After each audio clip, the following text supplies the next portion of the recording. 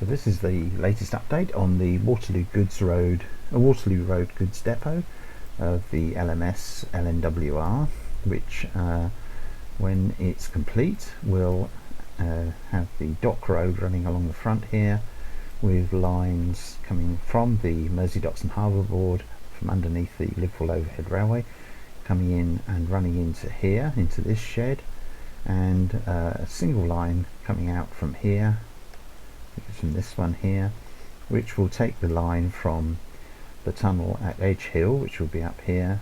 Tracks will come this way, spread out into the goods depot, and one will continue round and then go down to Riverside Station. So you can see now that I have the roofs raised to what will be, I think, their final height. I think that's the correct height, and I've done the wall along Oil Street, although I've avoided the gradient. I'm making this as a flat depot, and of course there's plenty of details still to do on the roof, but I'm starting now I've added extra wall pieces along this part of the depot, and so the southern and eastern walls, and you can see here that I've also started bringing in some of the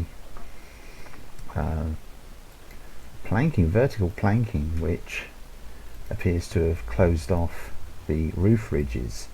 I'm being guided by the front of this part of the depot. If we have a look at the picture, it's this part along here. I may include that name. That's quite early on. That's that's pre-grouping, and it may be that we're going for a post-grouping 1923 version after 1923, which will be I'll just leave it like that, although there are different colours that in this. It appears that they painted or repainted some of the roof ends, but not all of them. And if I just go on round, these pillars here are actually supporting this building here. And looking at these two buildings, I'm suspecting, because if I look at the front of this one, if we just go back, that's this one here, that's completely closed in. It doesn't look like there's much of a entrance there. It could possibly be, there's a couple of doorways in that seem well separated. They actually look to be in different places according to these two photographs. So but anyway, these others here need to be reproduced. These are much wider, and actually when you're looking close, if I come in close on here, this is that brickwork again. These are those pillars. So I've still got to bring those in. They seem to run all the way along, as it were, biting into or over the top of this planking, this root planking at the front here. And so that's where I'm progressing. What I may do is internally, although I'll put an end on this building, of course, and the sides, the way I've done that so far is I've created the roofs in order to give me the proportion of the building and raise them, and I've used the Boolean function to create these holes here for skylights. But I'm now rethinking this completely. I may change that and do it as a much simpler block, solid block, without any visibility through that, because I think if we look at those pictures here, this picture here, I think all of these buildings on the ground level had these pillars. They were supported on these pillars, which probably ran the full height of the building, but you've got 3 stories of storage above, which is why I've made this for this end one, which is why I've made that 40-foot high. So it really is a question of trying to recreate something with very little information. Now obviously I'm going to bring in some sidewalks here. The platforms, which I just unhide the plan. Here it is. So I've just sort of guessed really where platforms might be, and basically between the sidings, or rather obviously large platforms there, And that would make sense if there were these pillars extending up. And so that's what I'm going to do, is I'm going to make these as, well, this one will be a 3-story, that will be 2 stories above. If I look at the photograph again, here we've got 2 lots of windows above the ground floor level. Just look again, there we are, we can see it much more easily there. So we've got doors, and then we've got 2, and here though we've got, although there's none on the end there, at the side here from that photograph we've got 3, and then the roof. So I'm thinking that I'm going to do this with a large platform at what I'm calling ground level, but then those pillars will hold 3 storage floors above. So this doesn't need to be they don't need to be visible through the skylights.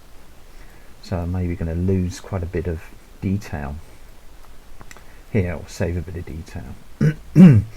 Maybe change those skylights over to just to blank, my sort of standard it's a window but you can't see through it sort of texture, which I tend to use. Okay, so what else have I done so far? Well, as you can see here, I've used that wall texture, which I've taken from Oil Street, to give me the edges of the depot, the size of the depot, which I can't see. I think this one can be closed in, but this one here, I'll just show this to you. This one here is, so we're beginning to see where the tracks are going to come in now, and it's making a bit of sense. We can see, for example, that there's obviously a goods platform under here, under this building, because these tracks run straight through, and then these curve sharp away and then sharp back. So that really does imply there's a platform there. So that's why I'm going to use these pillars. But here it's just they just come on this part, and so although I've put in, this is my own drawing of a platform here, although I've put that in, I'm going to so I would close off this end. The only complication comes with some of the pictures that now that really, which in this picture, for example, tends to indicate that this roof is much shorter than it appears to be at that moment, at that point. It seems I brought it in there at the same depth as that one, but we're as it were inside that building looking at, and yet here it does extend quite a way. Maybe not as far. Maybe I do need to, no, I do need to take those back. Do need to change those. So I need to eliminate some of this walling, which I've carefully done, which is a shame, but you know, that's the way these things go. Yeah, in order to recreate this image, that needs those two there, this one here and this one here. It's not very clear behind the chimney there, but I think it looks like it's a little longer, but I'm maybe going to trim those back. So this video is just to show you where I am with making things, rather than to show you any new techniques. But it's to demonstrate, really. It's only a short video. It's to demonstrate the sort of things that you have to consider when you're making a model for which you have such limited resources. And although I'm sort of working it on the fly as I go, I am trying to keep close to the photographs and what information I can sort of determine. Because if we were to look just at the plan, and if I hide all the so we're just looking at the plan here, this does tend to suggest that there is either a roof right over this curved platform here, or that certainly that's the boundary of the depot perhaps. So it's quite difficult to try and determine just what was there at any one time. But I think trimming that back a little will mean that this picture makes sense. But there are other pictures as well. I just run through my little folder of pictures. Some of these are the textures or basis of textures. This one I think is, well, I'm not quite sure. and this one here, these two. Now I think what we're looking at is, although I've labelled it up Waterloo goods, I think we're looking at it once the line has come into, if I go back to the map here, I don't think I've got a larger, well I think it's after it's come into, gone underneath the Liverpool overhead, and it's actually entering into the docks estate. So apart from, because that's the only way I can marry it up with those roofs, otherwise you just get absolutely, yeah, that's the problem. 1937, it's been 17 years between this picture and this picture, and who knows what's been changed in that time. I mean, there's something happening here which I just cannot work out. Doesn't seem to make any sort of sense to me. I know I've got a chimney in there for this building, so I'm going to put something inside it. What this is along here, I can't quite determine. Okay, so that's just sort of giving you an update so far of the bit extra work I've been able to do on the goods depot. My next step is I'm going to trim these back a bit. I'm going to trim this wall back a bit. I'm going to finish putting the planking at the ends of the roof sections here, and then bring in some more detail and perhaps beginning to address the complications here.